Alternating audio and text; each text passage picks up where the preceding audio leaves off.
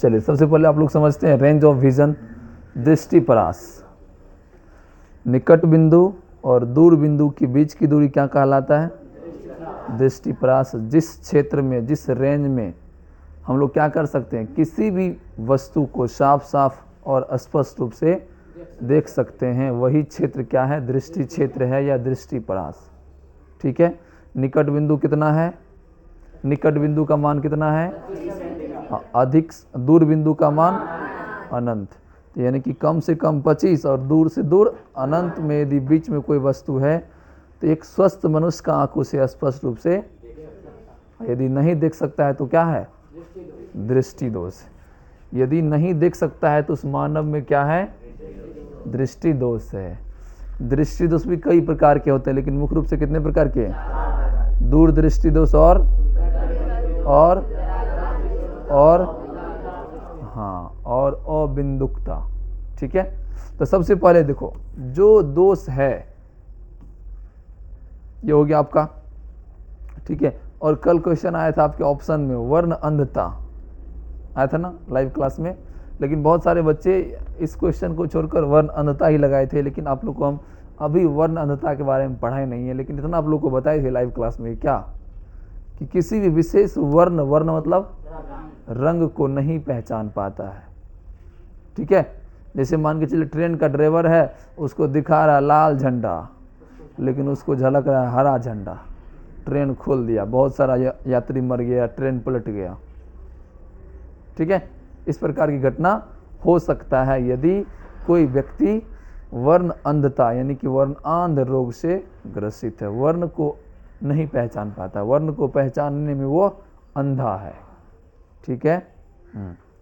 तो ये हो गया मुख्य रूप से आपके 4 प्रकार के दृष्टि दोष: निकट दृष्टि दोष, दूर दृष्टि दोष, जरा दृष्टि दोष, अबिंदुकता या वर्ण अंधता। तो ध्यान रखना है, जो दृष्टि दोष है वह दिखाई देता है। समझ में आया? दूर दृष्टि दोष में दूर का वस्तु दिखाई देता है, लेकिन निकट का याद हो जाएगा। जो दोष है लिखा हुआ वही दिखाई देता है, उसी स्थिति में वस्तु दिखाई देता है। तो दूर दृष्टि दोष में दूर का दिखाई देगा, निकट दृष्टि दोष में, यही दोनों में कंफ्यूजन था ना। क्लियर हो गया? बोलो। दूर दृष्टि दोष में क्या होगा? दूर का दिखाई देगा। निकट दृष्टि दोष में नजदीक का दिखाई देगा। ठीक है। उसके बाद जरा दृष्टि दोष में कोई नहीं दिखाई देगा, नहीं दूर का नहीं नजदीक का। और अबिंदुकता में क्या होता है? हाँ, प्रतिबिंब का स्थिति बदलते रहता है। ठीक है। और एक प्रकार का दृष्टि दोष और है, मोतियाबिंद, बताए थे आज कल लाइव क्लास में। क्या होता है इसमें? लेंस अपारदर्शी हो जाता है, लेंस धुंधला हो जाता है। समझ में आया? याद रहेगा। मोतियाबिंद में क्या होता है?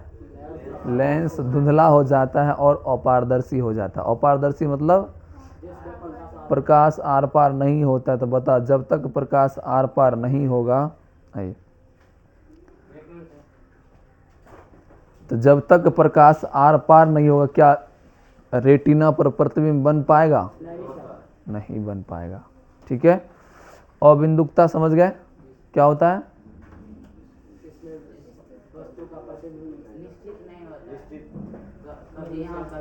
हाँ, वस्तु का स्थिति बदलते रहता है। वस्तु है एक ही जगह, क्या नाम है आपका? सिंपी है यहीं। ठीक है। लेकिन कभी वहाँ कभी वहाँ कभी वहाँ हमको दिखाई दे रहा है। तो बताओ हमको कौन रोग है?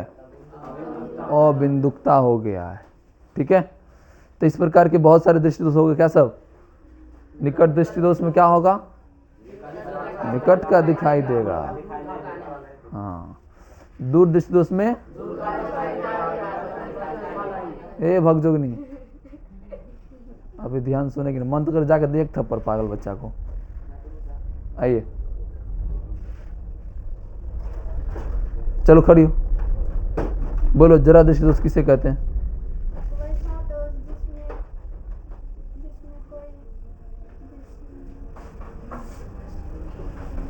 खड़ी रहेगी। चलिए आप लोग बताइए क्या होता है जरा दृष्टि दोष?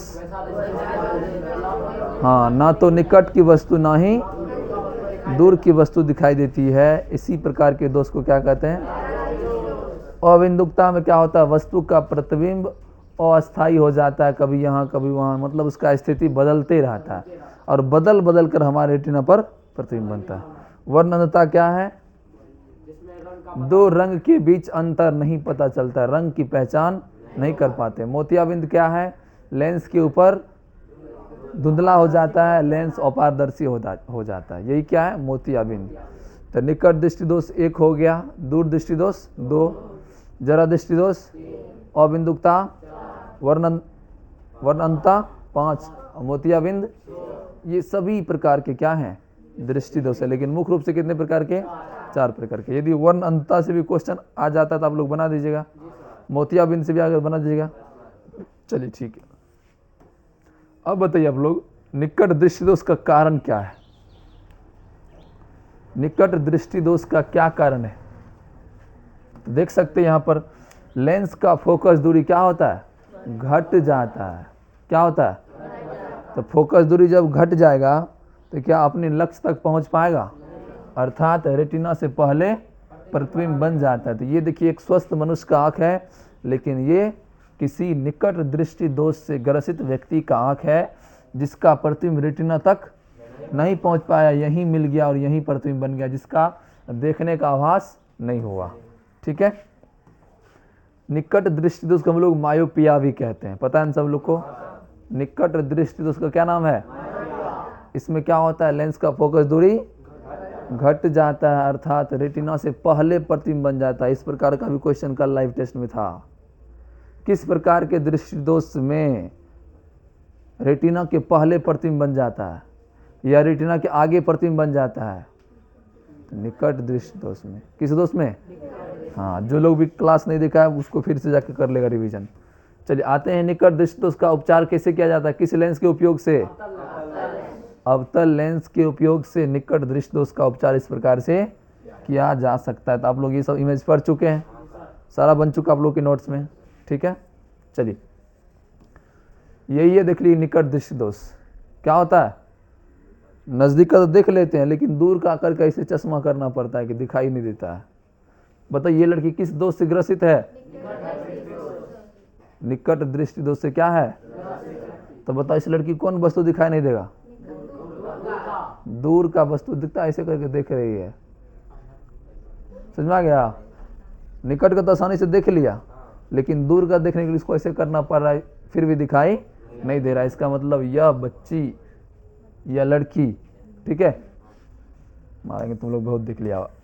अगला देखो, दूर दृष्टि दोष का क्या कारण हो सकता है? या दूर दृष्टि दोष किसे कहते हैं? जिसमें दूर का वस्तु दिखाई देता है लेकिन नजदीक का वस्तु, हाँ, तो बताओ इसका कारण क्या है?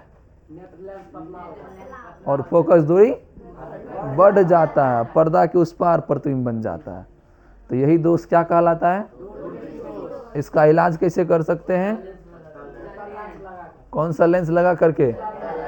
हाँ, इस प्रकार हम लोग दूर दृष्टि दोष का निवारण कर सकते हैं। कौन सा लेंस लगाकर? उत्तल लेंस लगाकर दूर दृष्टि दोष का निवारण किया जा सकता है, अर्थात उन आंखों में प्रतिबिंब बनाया जा सकता है। ठीक है, चलिए आते हैं अब, ये सब क्या है भाई? हाँ, तो ये हो गया आपको कौन सा दृष्टि दोष? जरा दृष्टि दोष। कौन सा दृष्टि दोष? तो बताइए जरा दृष्टि दोष में क्या होता है? ना ही नजदीक का ना ही दूर का वस्तु दिखाई देता है। तो इस प्रकार के दृष्टि दोष को दूर करने के लिए किस प्रकार का लेंस लगाते हैं? द्विफॉक्सी लेंस लगाते हैं ना, जिसमें उत्तल और अवतल दोनों होता है। ठीक है, इस प्रकार क्या कर सकते हैं हम लोग? अच्छा, जरा दृष्टि दोष में क्या होता है? किसी भी स्थिति में वस्तु का प्रतिबिंब नहीं बनता है। इस प्रकार हम लोग द्विफॉक्सी लेंस लगाकर क्या कर सकते हैं? हाँ, दोनों प्रकार के दृष्टि दोष को दूर किया जा सकता है एक साथ। चलिए तो आज का जो फिजिक्स का क्लास है उसमें सबसे इम्पोर्टेंट टॉपिक है वायुमंडलीय अपवर्तन।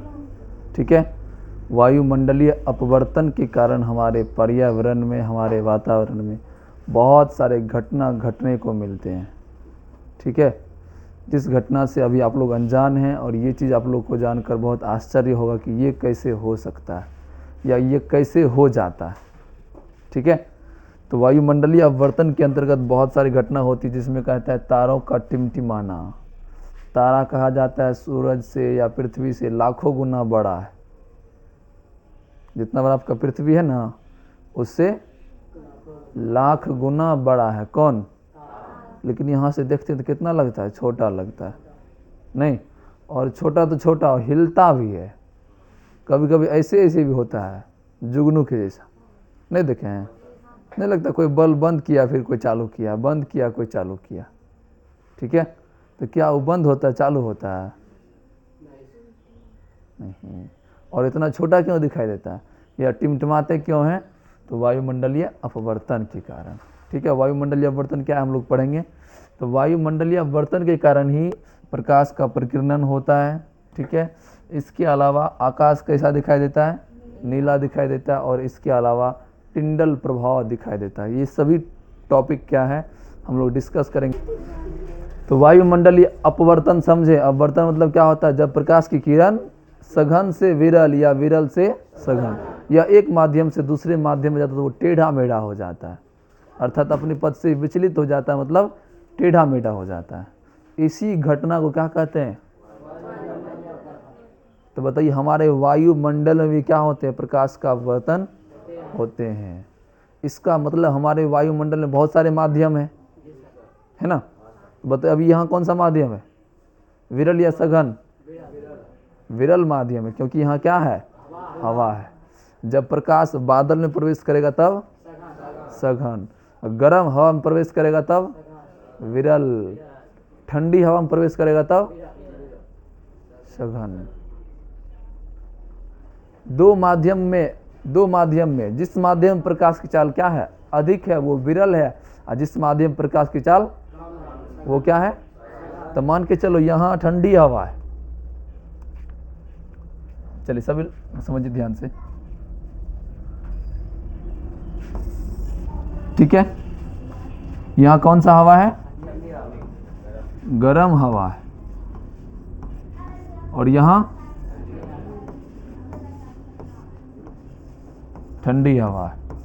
ठीक है, तो बताइए हमारे वायुमंडल में बहुत सारे आवरण है, बहुत सारे लेयर है ना। तो कहीं गर्म हवा, कहीं ठंडा हवा, कहीं घना, कहीं सघन माध्यम, कहीं विरल माध्यम, है कि नहीं है। तो गर्म हवा क्या है? विरल माध्यम। और ठंडी हवा सघन माध्यम। देखिए दोनों हवा ही है, लेकिन माध्यम क्या हो गया? बदल गया। क्यों? क्योंकि गर्म हवा का घनत्व कम होता है। क्या होता है? और ठंडी हवा का घनत्व अधिक होता है। और जिसका घनत्व कम होता है उसमें प्रकाश ज़्यादा तेज से चलता है। तो जिस माध्यम प्रकाश की गति अधिक हो, प्रकाश की चाल अधिक हो, उसे क्या कहते हैं? और जिस माध्यम प्रकाश की चाल, उसे क्या कहते हैं?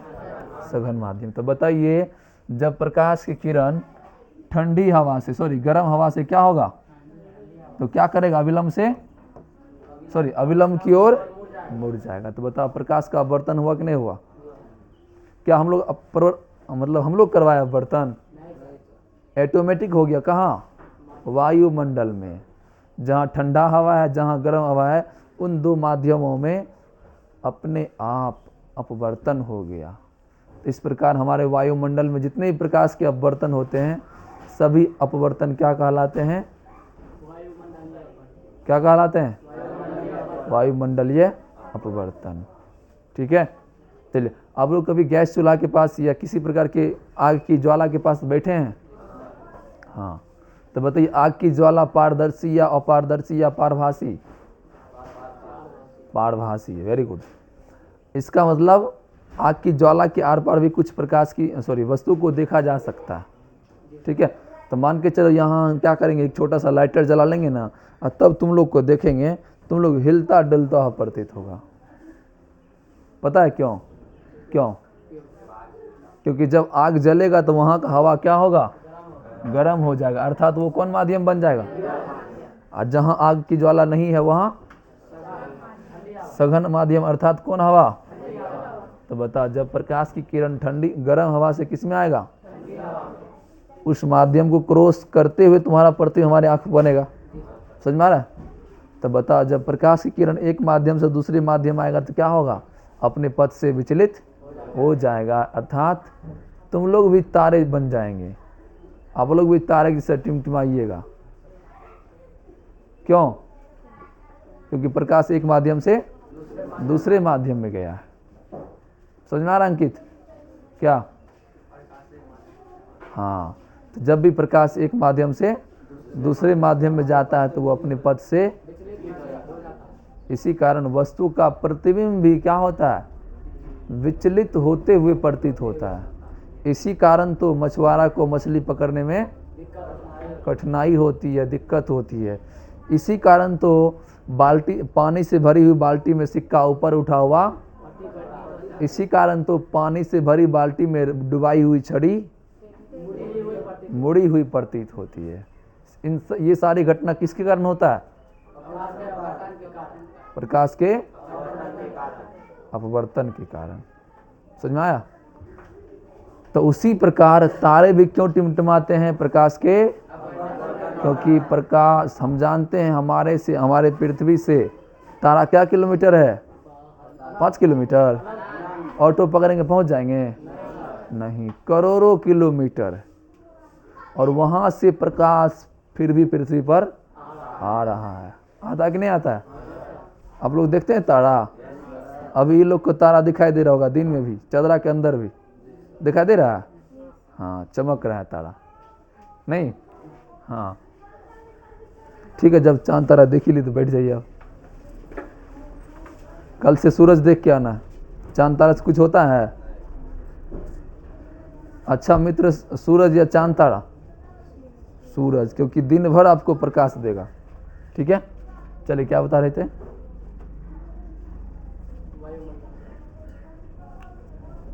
हाँ, तारा पृथ्वी से क्या है?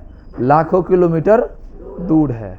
तो बताइए, मान के चलिए कि इधर गया भाई, हाँ ये एक तारा है, ऐसा ही होता है, ठीक है। और ये क्या है? पृथ्वी। यहाँ पर कुछ कीड़े मकोड़े निवास करते हैं, ठीक है। अब यहाँ से इंसान किसको देख रहा है? तारा को देख रहा है, जिसमें बहुत सारे क्या हैं? लेयर हैं, बहुत सारे आवरण हैं, बहुत सारे माध्यम हैं। क्या है? बहुत सारे माध्यम, कहीं सघन कहीं विरल, फिर सघन फिर विरल। तो बताओ, तारा से जो प्रकाश निकलता है उस इस इंसान को, उधर थोड़ा आँख को दिखा दें, उधर देख रहा है, तो वहाँ जो देख रहा है, तो यहाँ से प्रकाश मान के चलो निकला, सघन माध्यम, इस प्रकार फिर मुड़ जाएगा, इस प्रकार मुड़ेगा, इस प्रकार मुड़ेगा, इस प्रकार तब इसके आँख तक पहुँचेगा। इस प्रकार वायुमंडल में ये प्रकाश कई बार विचलित होता है। क्या होता है? तब जाके इसके आँख तक पहुँचता है। तो बताओ, क्या ये वस्तु तारा स्थिर दिखाई देगा? दिखाई देगा स्थिर? क्योंकि इससे जो प्रकाश आ रहा है वो कई बार अपवर्तन हो गया। क्या हो गया? तो इसी घटना को क्या कहते हैं? वायुमंडलीय अपवर्तन। क्योंकि ये प्रकाश का अपवर्तन कहाँ? पानी में हो रहा है? कांच में हो रहा है? नहीं, वायुमंडल में हो रहा है। ठीक है, चलिए तो सभी लोग हेडिंग बनाइए, वायुमंडलीय अपवर्तन। सबको पता ना आज कौन सब्जेक्ट है? दीपिका?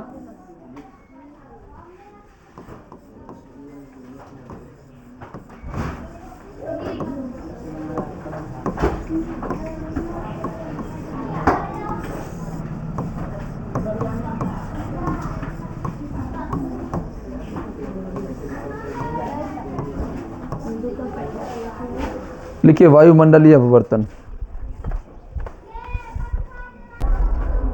लिख लिए? तो इसका सिंपल डेफिनेशन क्या देंगे, आपको समझा दिए विस्तार से, लेकिन डेफिनेशन दे रहे बिल्कुल शॉर्ट।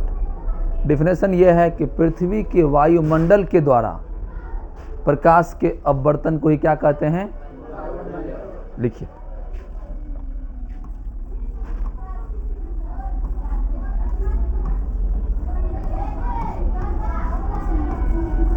पृथ्वी के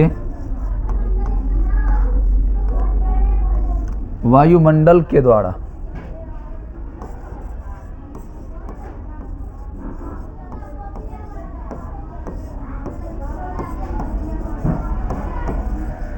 पृथ्वी के वायुमंडल के द्वारा प्रकाश के अपवर्तन को, प्रकाश के अपवर्तन को क्या कहते हैं,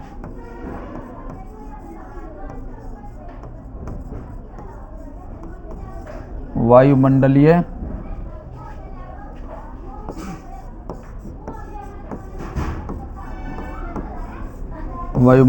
अपवर्तन कहते हैं।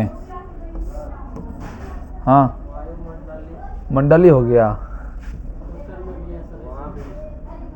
क्या है, वायुमंडलीय है, यो होगा ना, ठीक है, थैंक यू। बताइए, लिखिए आगे। वायुमंडलीय अपवर्तन कहते हैं।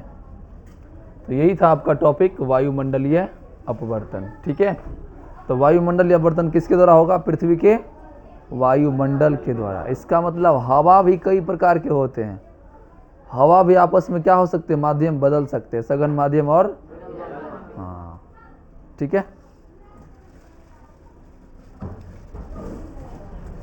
तो वायुमंडलीय अपवर्तन कारण कौन कौन घटना घटता है, तारों का टिमटिमाना, प्रकाश का प्रकीर्णन, टिंडल प्रभाव। टिंडल प्रभाव क्या पढ़े आप लोग, हाँ, तो लिख लीजिए। वायुमंडलीय अपवर्तन के कारण कई घटनाएं होती है।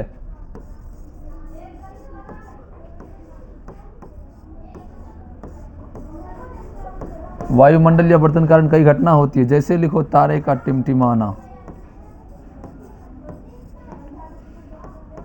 तारे का टिमटिमाना, ठीक है।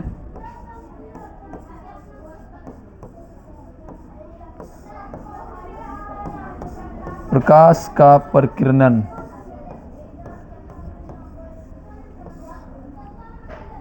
प्रकाश का प्रकीर्णन। एक और इफेक्ट है टिंडल इफेक्ट, या इसको हम लोग कहते हैं टिंडल प्रभाव।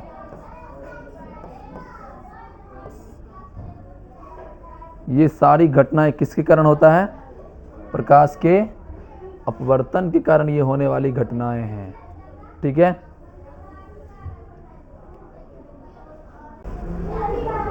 अच्छा बताइए, तारा टिमटिमाता है लेकिन चांद क्यों नहीं टिमटिमाता है, तारा हिलता है तो फिर, हाँ, हम सब जानते हैं 12 घंटा का रास्ता है ना, नहीं जानते हैं। पृथ्वी से चांद की दूरी क्या है, तारों की तुलना में बहुत कम है। तारे पे कोई गया है, नहीं गया है, लेकिन चांद पर बहुत सारे वैज्ञानिक गया है। नहीं, भारत का भी कई वैज्ञानिक गया है, सुरक्षित आया भी है। कौन आया था उधर हाल फिलहाल में,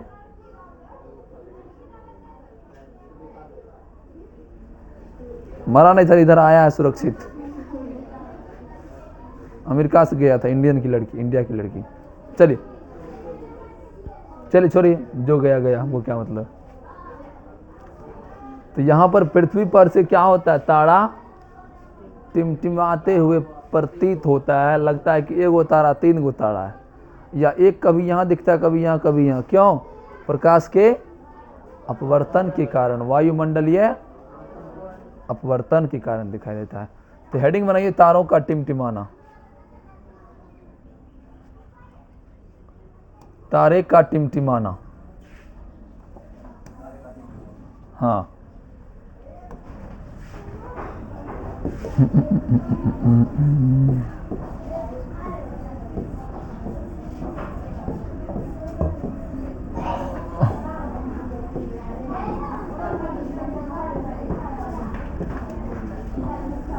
तारे का टिमटिमाना।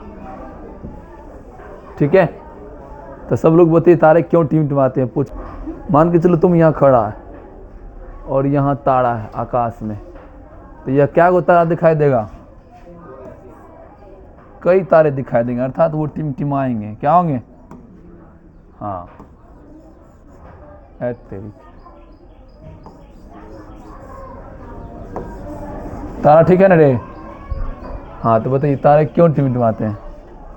हमें पता है, हम जानते हैं कि पृथ्वी से तारों की दूरी काफ़ी अधिक है, और इस दूरी में क्या होते हैं? कई सारे परत होते हैं, कई सारे माध्यम होते हैं, कई सारे लेयर होते हैं, कभी सघन माध्यम, कभी। तो इन माध्यमों में प्रकाश का अपवर्तन कई बार होता है, जिसके कारण वस्तु का प्रतिबिंब क्या होता है? हाँ, अर्थात तारे क्या होते हैं? टिमटिमाते हुए प्रतीत होते हैं। तो बैठिए, लिखिए आंसर इसका।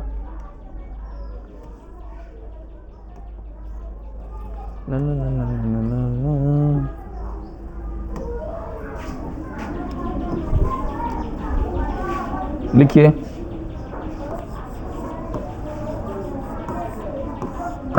पृथ्वी से तारे की दूरी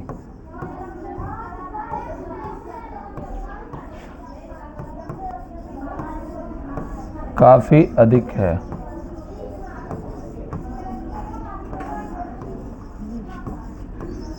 काफी अधिक है, जिनके बीच क्या है?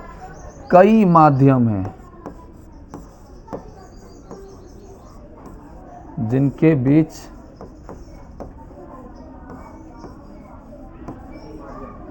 कई माध्यम, कभी सघन तो कभी विरल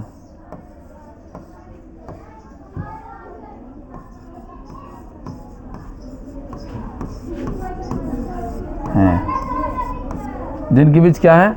कई माध्यम हैं। इन माध्यमों में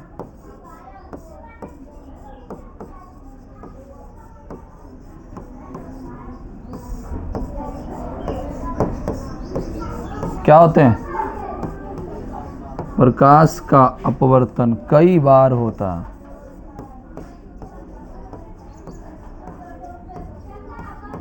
प्रकाश का अपवर्तन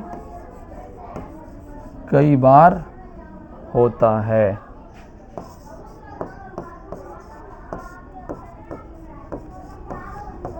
जिसके कारण क्या होते हैं?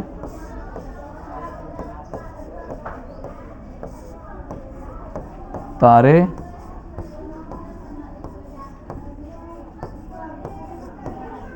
टिमटिमाते। अच्छा, क्या हकीकत में टिमटिमाता है या टिमटिमाता हुआ प्रतीत होता है? हाँ, क्या होता है? हकीकत में वो कोई जुगनू लाइट नहीं है, या कोई छोटा लाइट नहीं है कि इस प्रकार बंद हो जाएगा या बुझ जाएगा। ठीक है, अर्थात जिसके कारण क्या लिखेंगे? तारे टिमटिमाते हुए प्रतीत होते हैं, ये बात लिखेंगे हम लोग। तारे टिमटिमाते हुए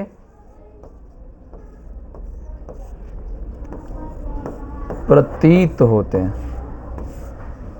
तारे टिमटिमाते हुए प्रतीत होते।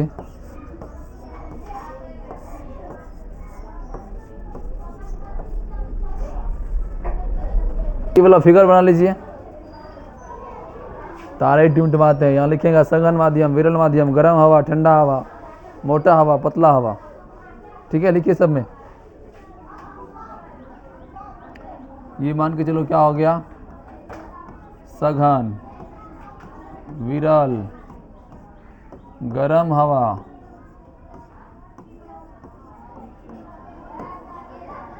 ठंडी हवा, धूलकण। धूलकण भी रहता है ना वायुमंडल में। हाँ, जिसके कारण भी क्या हो सकता है? प्रकाश का अपवर्तन हो सकता है। जैसे ही माध्यम बदला, प्रकाश का अपवर्तन निश्चित है। इसलिए थोड़ा इंतजार का, इसी में आगे और थोड़ा सा लिख लीजिए।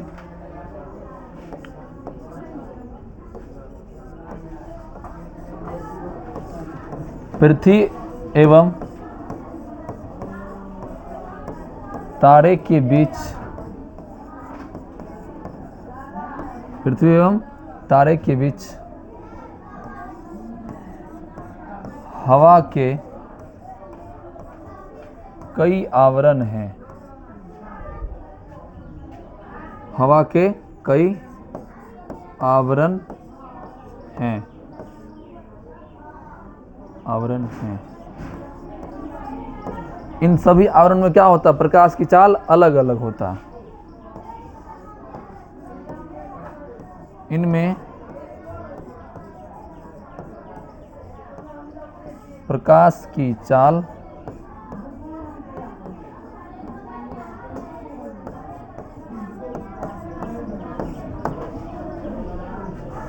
अलग अलग होते हैं। प्रकाश की चाल अलग अलग होते हैं और प्रकाश की चाल अलग अलग होने के कारण क्या होता है? प्रकाश का अपवर्तन हो जाता है, अलग अलग होते हैं, जिसके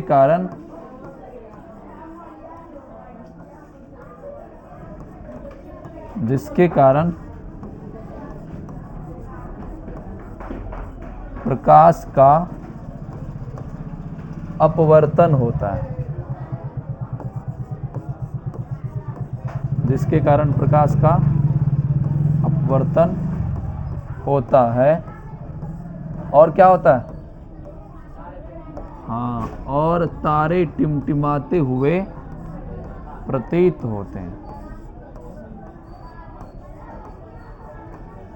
और तारे टिमटिमाते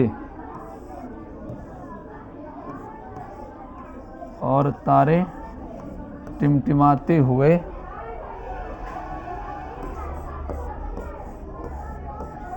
प्रतीत होते हैं।